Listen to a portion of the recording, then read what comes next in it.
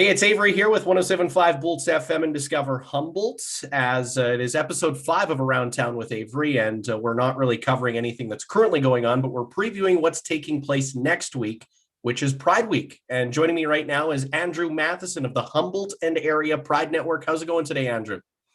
Hi, I'm good. Thanks for having me on your show. Of course. How's the last 15 months for you been with COVID-19?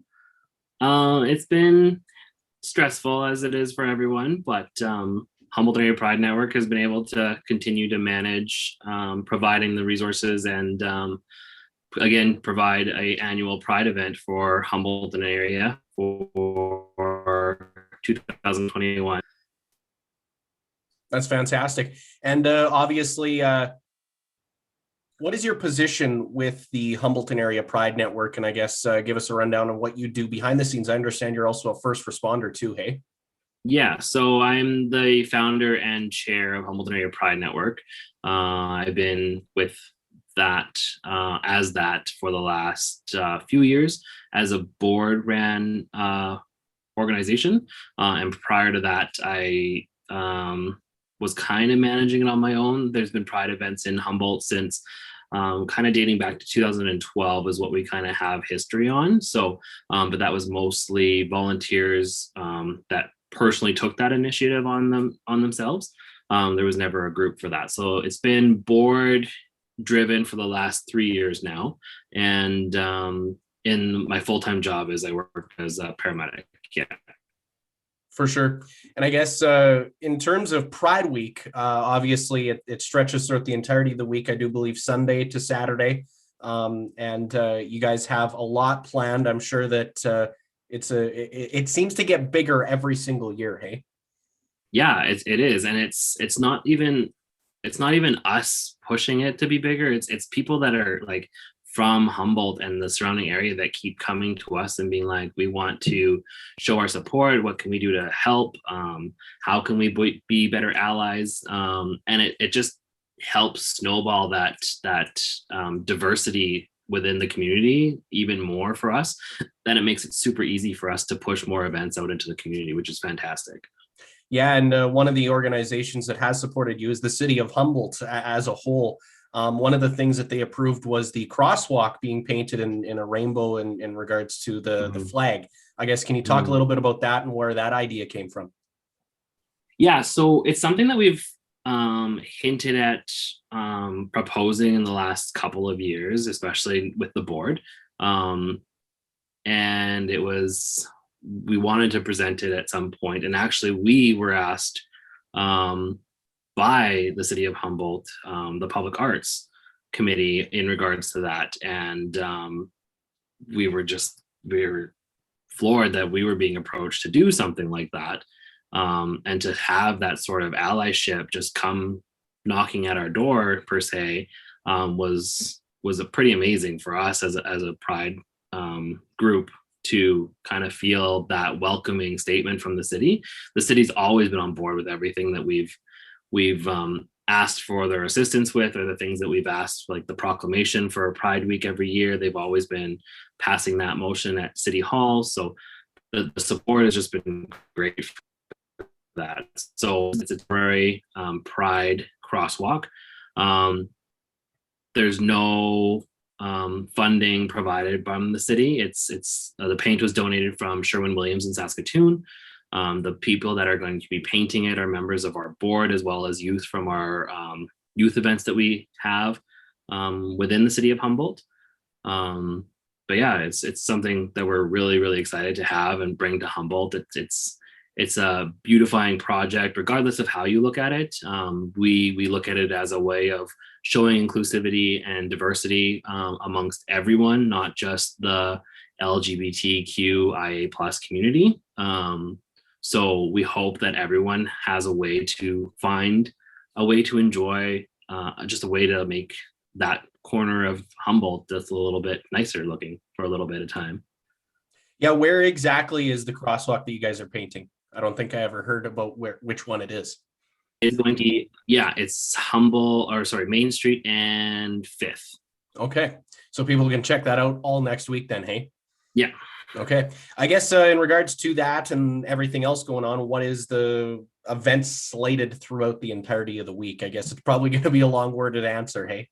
Yeah, I have it pulled up on my other screen here. So if I'm looking away, that's what I'm looking at. So everything starts on the 31st, which is the Monday. And our annual Pride flag raising video will be posted at 12 o'clock noon, virtually again, of course, for the flag raising at City Hall.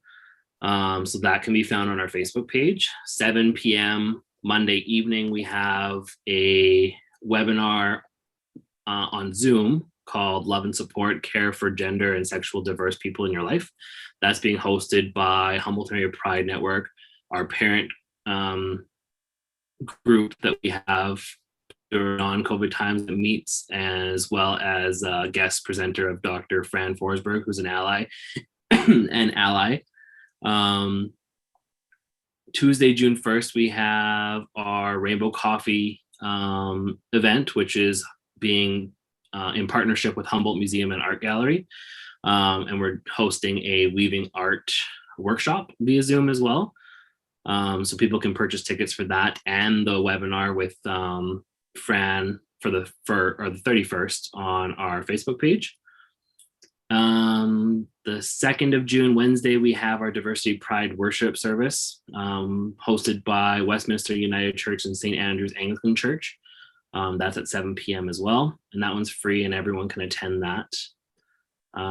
June 3rd, Thursday, we have our Pride Talent Show. We did our first one of those last year and it was really well received. And we had a lot of people that were interested in providing more videos, more talent for this year. So we were talking at our last meeting a couple of days ago and there was a good lineup of art and music and entertainment of all sorts. So we're super excited for that to happen again. So that's at 7 p.m. Thursday night. We also have a guest performance from Jeffrey Straker for that as well. And then Friday, June 4th, we have our Drag Me Across Saskatchewan Drive and Drag Show, which is really, really exciting for us. From what I can find and the people that I've talked to from Humboldt, I don't believe that there's been a drag show in Humboldt, so it's something completely new for the city. So a lot of people are super excited to have that event being able to be brought to Humboldt. So I'm hoping that we have a lot of people that come out and enjoy that. And then our every day for the week of Pride, we also have our story times. So we did that last year as well. So at noon every day, we have a story time that's pre-recorded from either a board member or a guest, and they just share a children's story that's around diversity and inclusion. Just for people to have something to kind of enjoy throughout the day. And that's our list of events. Wow, that's a jam-packed week, and I'm sure you guys can't wait for it, hey? Mm-hmm. So I guess in regards to Pride Week, it's not just something that is celebrated by you guys, it's more of an international celebration, if I'm not mistaken, hey? Yeah, so June is Pride Month. So to celebrate diversity and inclusion, as well as to remember where Pride comes from, why we celebrate Pride, dating back to Stonewall in 1969. That's where that movement started. And in Humboldt, we use it for celebrating inclusivity and diversifying. And education as well. That's Humboldt Area Pride Network's main focus is providing education in a rural setting for a feel like they can stay in a rural community. So many times we find that people that identify within the queer community immediately want to leave their rural roots to get to the city because they feel that's where they can be included in events and be who they are, and we want to be able to provide businesses and families and the people that are in these rural communities that education so that they can feel welcoming, they can feel as though they can stay, and then businesses can learn how to be supportive and how to be allies to everyone that comes to our cities or our small communities, like the communities around Humboldt as well. Yeah, definitely. I think inclusion is a huge part about it. And I think over the years, we have come a long way when it comes to the LGBTQ community. And I guess in today's world, what is the biggest challenge for the community as a whole? I think there's lots. I think the big one is right now that I find, relating it back to Humboldt, is the thing that we seem to be focusing on a lot right now is understanding. The perfect example is why we're hosting that workshop on May 31st. The care for gender and sexually diverse people in your life, as well as, so I think that plays a big role in it, in people feeling comfortable and having conversations at home. And that's one thing that we're trying to focus on, is providing resources and education to tell people, like, you're fine, you can have those conversations at home. Just have to approach them in a respectful manner and have a discussion. And as well as the education factor around respecting pronouns, I think would be a big number two on our list. In what we're focusing on this year is providing resources for everyone for that as well. I think when it comes to pronouns, there have been, I guess, public knowledge in regards. I've seen a few tweets or something like that where someone accidentally makes the wrong mistake and they're immediately corrected and they apologize for it. I think, what do you think that step, what steps need to be taken in regards to that, especially when it comes to educating people?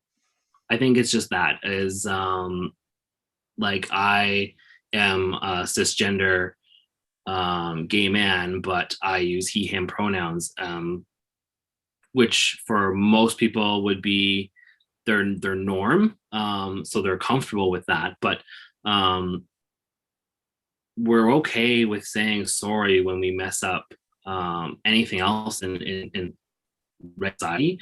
And for some reason, I find that there's people feel personally embarrassed if they have to apologize for messing up someone's pronouns.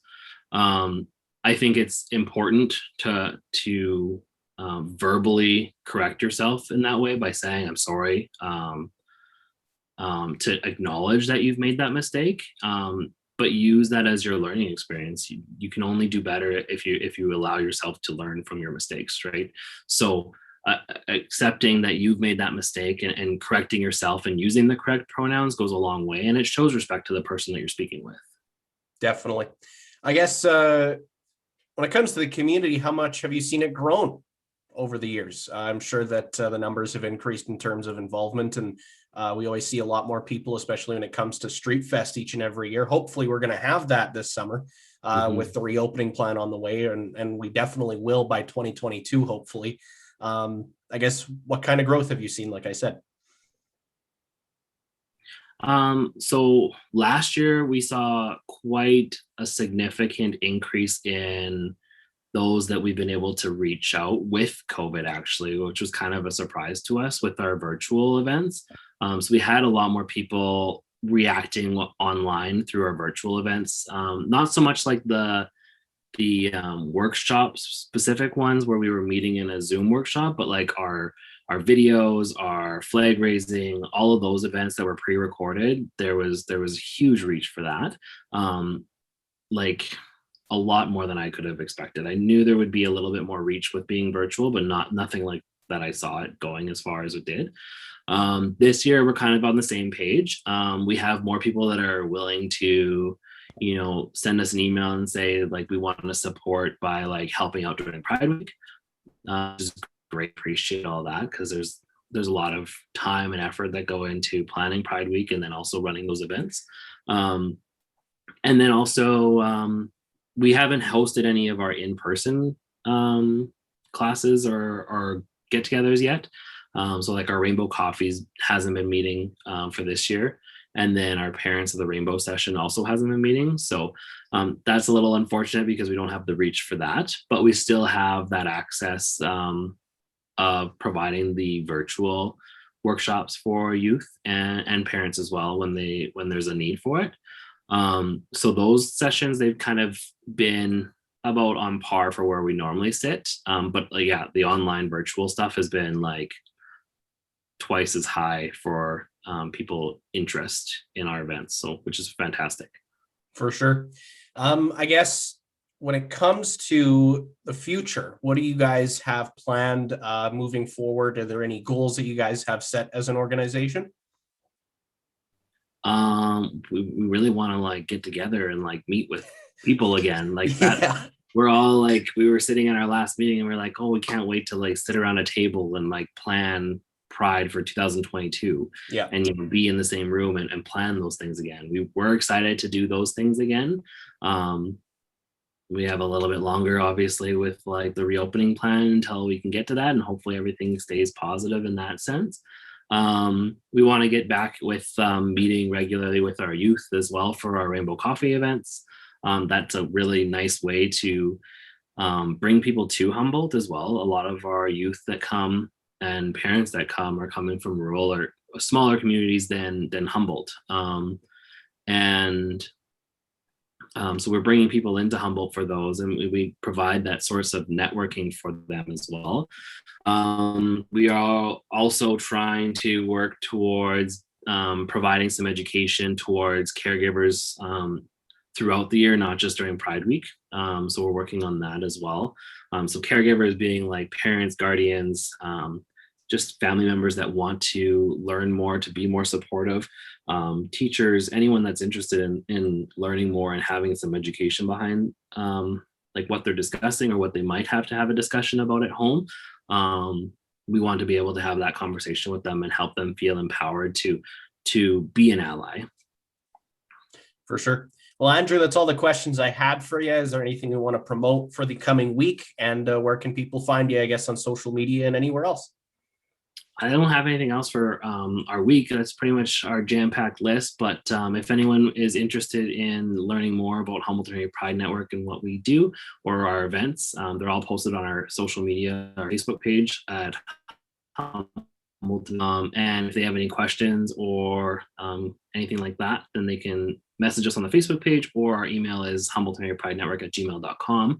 The one last thing that I will mention that I did forget is we are doing our Color Your Pride event across the city again, which is it's become our virtual annual fundraiser so far, where we have pride flags, kind of like the ones above me, all the ones that are above me, and people can purchase them as a way to provide a donation to Humboldt Area Pride Network so that we can bring in more events like these workshops that we're hosting during Pride Week this year.